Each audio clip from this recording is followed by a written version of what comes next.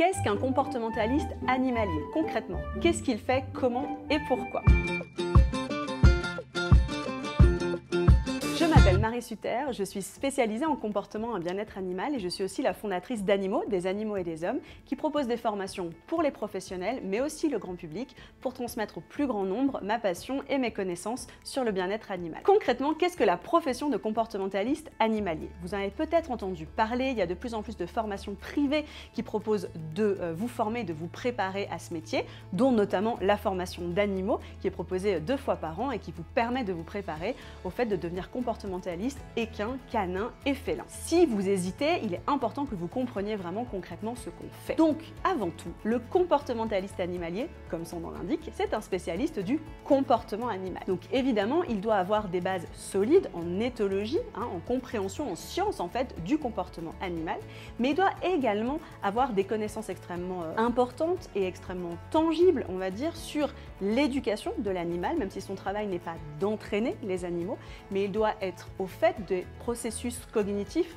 d'apprentissage de l'animal pour pouvoir non seulement guider les humains à mieux comprendre pourquoi l'animal a déclenché par exemple un comportement indésirable, mais aussi pour pouvoir l'aider à en sortir. Ensuite, un comportementaliste animalier, moi j'aime bien dire que c'est un médiateur ou un traducteur entre les espèces. C'est quelqu'un qui finalement non seulement parle l'humain, puisqu'il est normalement, théoriquement, lui-même humain, donc il va avoir cette possibilité de comprendre et d'analyser en fait le discours de l'humain, du client qui l'a contacté, mais aussi qui connaît évidemment très bien l'espèce avec laquelle il travaille et qui va pouvoir un peu comme dans un triangle intervenir sur la communication entre l'humain et entre son animal pour les aider vraiment à cohabiter sur le long terme et à comprendre peut-être les points de friction qu'il peut y avoir entre les deux espèces. Le comportementaliste, il intervient vraiment au sein du binôme, ce qui veut dire en fonction de la manière dont il travaille, qu'il peut soit se rendre au domicile ou bien dans un refuge, dans des écuries, etc., mais en tout cas sur le lieu de vie de l'animal, ou alors travailler aussi en visio à distance. C'est des choses qui se mettent de plus en plus en place et qui peuvent tout à fait être valables en fonction des problématiques pour lesquelles on est appelé et également de l'investissement de l'humain qui nous contacte.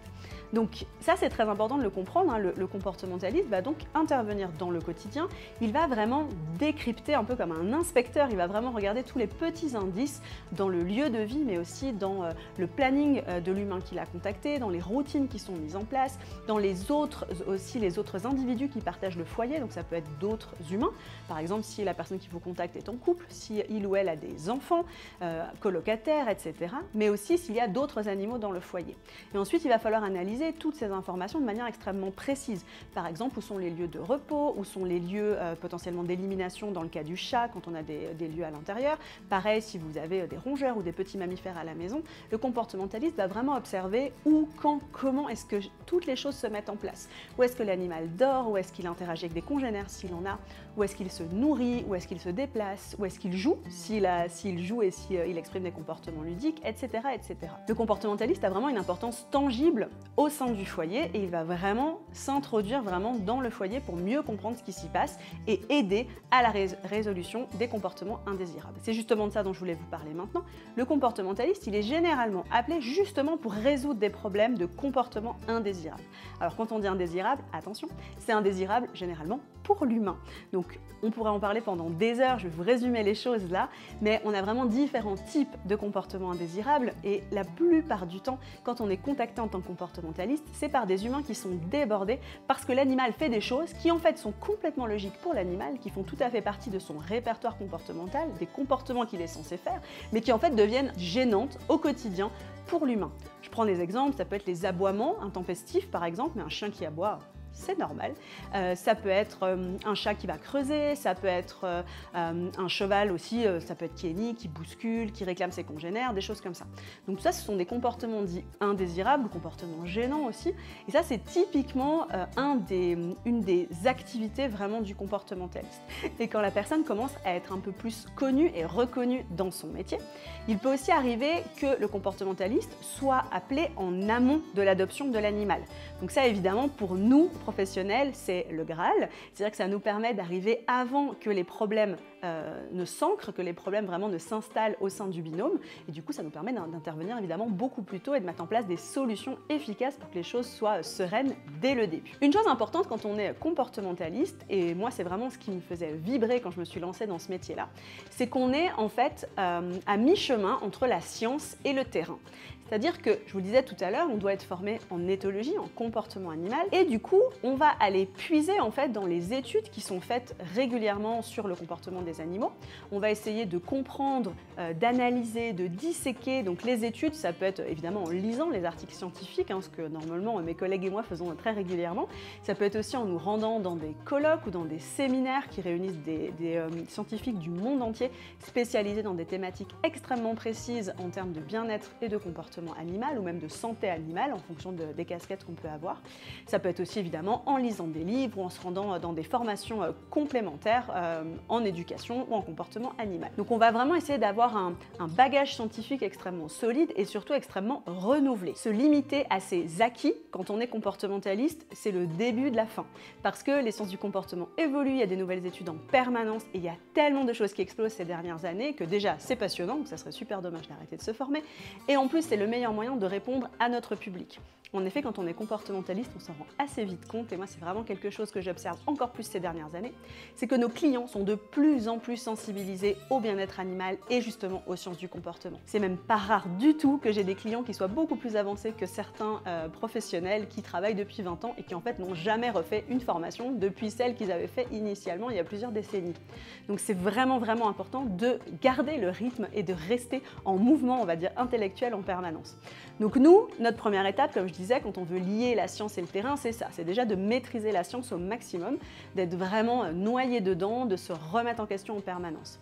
Et ensuite, ça passe par nous. Et là, notre job, en fonction de comment est-ce qu'on le transfère et de comment est-ce qu'on le vit au quotidien, ça peut être par intermédiaire de blogs, par intermédiaire de livres, par intermédiaire de webinaires, de conférences, de cours, etc. Ou simplement pour nous-mêmes et pour nos clients, on va redigérer, on va dire, toutes ces connaissances scientifiques pour les rendre vraiment accessibles au plus grand nombre. Parce que notre objectif après, c'est pas du tout de récupérer le compte-rendu d'un séminaire scientifique et de le jeter à notre client, qui s'en fiche complètement et qui n'a absolument pas prévu de se taper 80 pages sur les comportements d'anxiété de séparation, par exemple, chez le chien. Donc notre travail, c'est ça, c'est d'analyser, de reprendre, de reformuler, de simplifier, de vulgariser et revulgariser encore, non seulement pour que ce soit extrêmement compréhensible par nos clients, mais surtout que ce soit adapté à leur cas précis.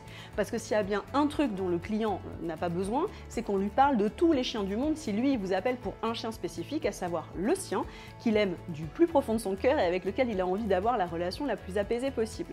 Donc ça, c'est notre job. Je reprends la science et je l'adapte à la personne que j'ai face à moi, au binôme que j'ai face à moi et à la problématique qu'il peut rencontrer. Des fois, ça demande beaucoup de remise en question, beaucoup de réflexion. Et une chose qui pour moi est extrêmement importante et que je tenais aussi à évoquer dans cette vidéo, c'est la collaboration entre les comportementalistes ou même entre les comportementalistes et d'autres professionnels du milieu animalier. C'est quelque chose que j'ai mis en place dès le début avec Animo, ça me semble absolument indispensable. Il est extrêmement important quand vous avez des cas complexes par exemple, mais aussi des cas sur lesquels vous n'êtes pas tout à fait sûr, ou bien simplement vous avez un agenda trop plein, de pouvoir déléguer ces problématiques-là à des collègues en qui vous avez confiance, dont vous savez qu'ils ou elles sont particulièrement bien formés, bienveillants, rigoureux, etc. et qui se remettent également en question régulièrement. Et en travaillant comme ça en réseau avec un maximum de gens, ça vous permet d'optimiser les chances de réussite du binôme qui vous a contacté, donc de l'humain et de l'animal qui rencontrait potentiellement des problématiques. Ça vous permet, vous, de vous sentir épaulé par un réseau de professionnels bienveillants, motivés et avec les mêmes valeurs que vous, et ça vous permet de continuer à apprendre en permanence. Si vous rencontrez un cas et que vous êtes bloqué parce que vous n'avez jamais eu à gérer ce genre de problématique, le fait de pouvoir être aidé par un ou une collègue, c'est évidemment magnifique. Ça va vous permettre d'apprendre, de mieux gérer le coup suivant et d'être encore plus prêt pour les années à venir. J'espère que ces quelques explications sur le métier de comportementaliste vous sont utiles et vous paraissent concrètes, et je vous dis à très bientôt pour une prochaine vidéo.